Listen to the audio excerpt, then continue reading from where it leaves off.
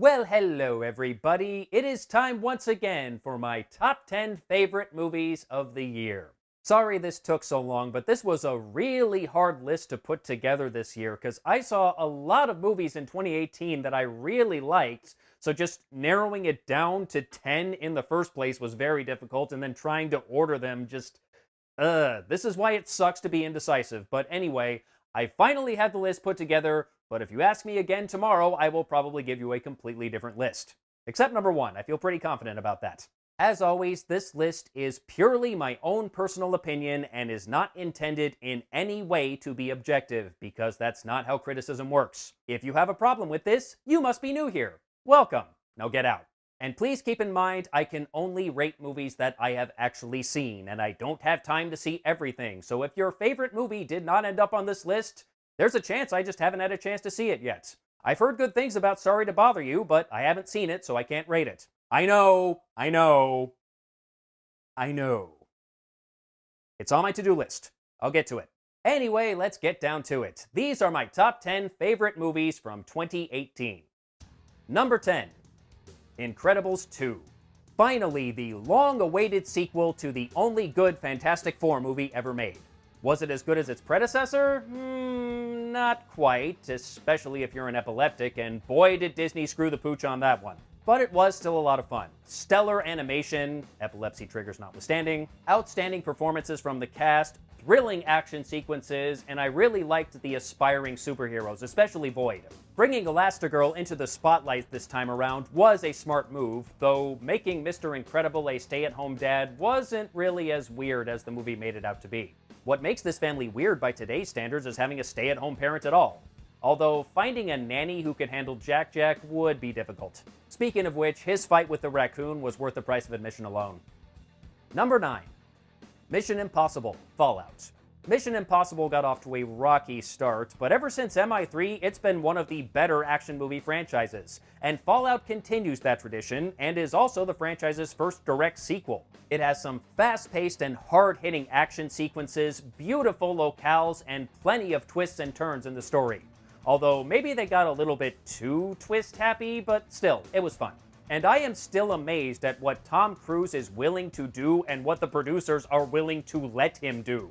I know he broke his ankle while filming, but considering some of the stunt work he did, I'm amazed a broken ankle is as bad as it got. The bit with Ethan's estranged wife was kinda pointless, and if they were going to go through the trouble of bringing Michelle Monaghan back, I kinda wish they had done more with her. But otherwise, this was solid and possibly the best Mission Impossible movie to date. Number 8. Bumblebee. Who would have thought there would come a day where I would have a Transformers movie in my top 10? I still can't believe I'm saying this, but Bumblebee was really good. They finally made a good Transformers movie. And it only took them 7 fucking tries. It opens with this big battle on Cybertron, and there are multiple Autobots and Decepticons, and I can actually tell them apart. And Haley Steinfeld was basically everything Shia LaBeouf was not. She's actually likable and sympathetic and, not annoying as shit. And her relationship with Bumblebee was totes adorbs.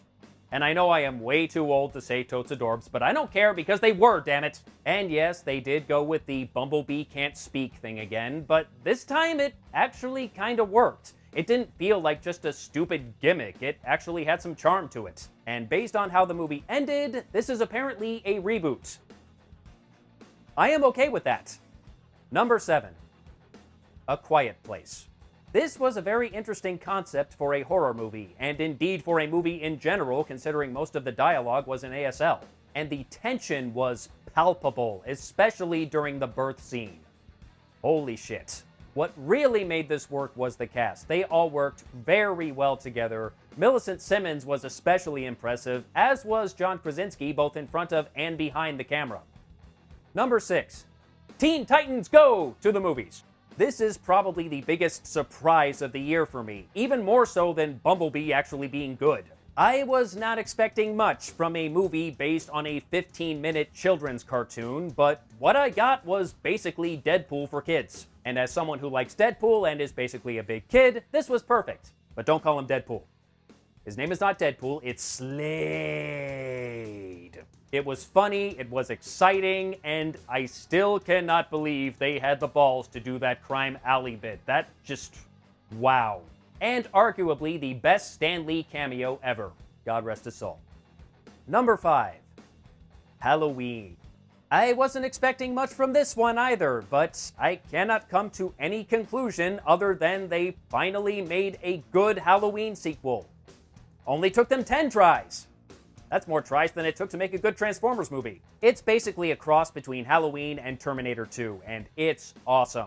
Sometimes funny, other times scary, great cast, Jamie Lee Curtis killed it. Or did she? And I was pretty much on the edge of my seat for the entire third act. Loved it.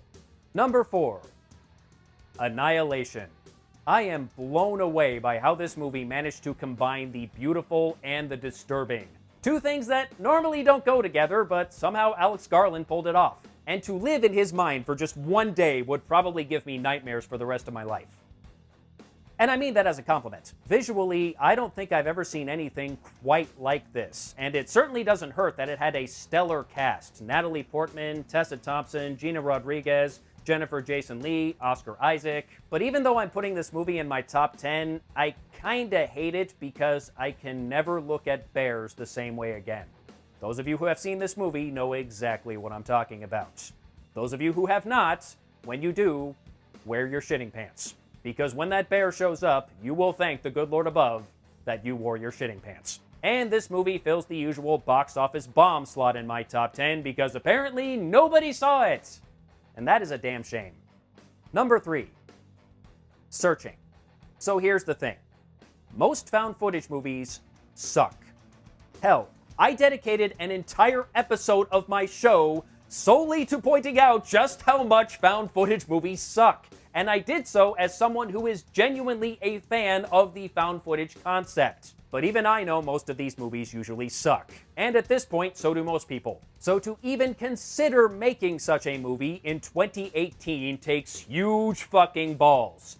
And I am so glad the people behind Searching had those balls because this was excellent. I don't want to say it was a new approach to found footage necessarily because Unfriended did something similar, but it took what Unfriended did and did it right. The story was fantastic, John Cho and Michelle Law did a great job telling it, and I am still blown away by what they were able to do on an emotional level in the opening montage with just a calendar.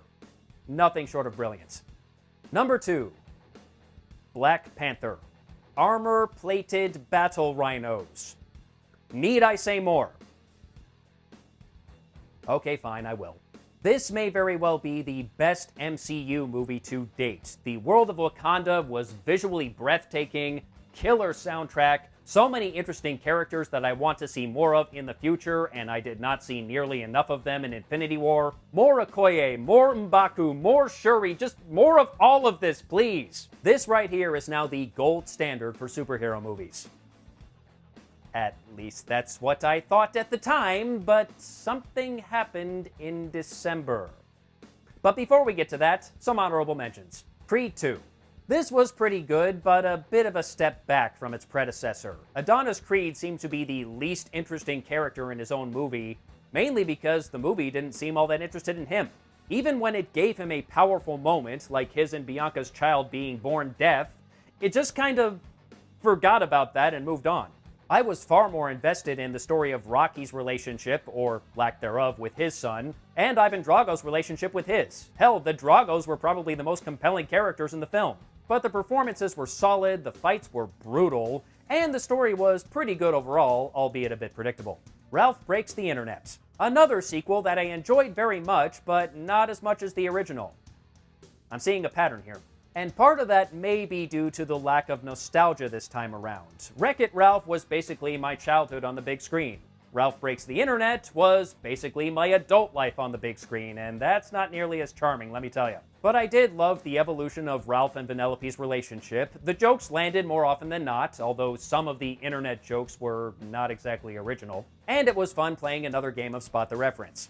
But I must ask, how was this movie not called Ralph Wrecks the Internet? I mean, come on. Aquaman.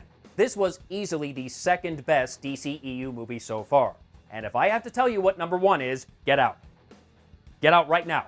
It was big and dumb and loud, and Amber Heard's wig was just, there are no words except why. But it also created an amazing underwater world that was just downright gorgeous to look at. And above all, it wasn't afraid to have fun. And thus, so did I.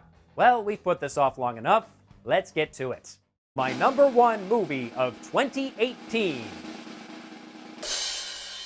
Spider-Man Into the Spiderverse. That's right, I'm naming an animated superhero movie as my number 1 movie of the year. What of it? You got a problem with cartoons? This movie just brought me so much joy. The various incarnations of Spider-Man were fantastic, the animation was gorgeous, the action sequences were off the charts, and I love the message that anyone can be a hero. It doesn't matter who you are, old, young, man, woman, black and white, anyone can wear the mask. Yes, even a cartoon pig. I'm guessing this will not be up for a lot of Oscars, except Best Animated Feature, which it will win if there is any justice in this world, but I'm not holding my breath on it being nominated for Best Picture. But that's okay. The Academy can do whatever the hell it wants. I know what movie I most enjoyed in 2018, and that was Spider-Man Into the Spiderverse. And there you have it, my top 10 movies of 2018.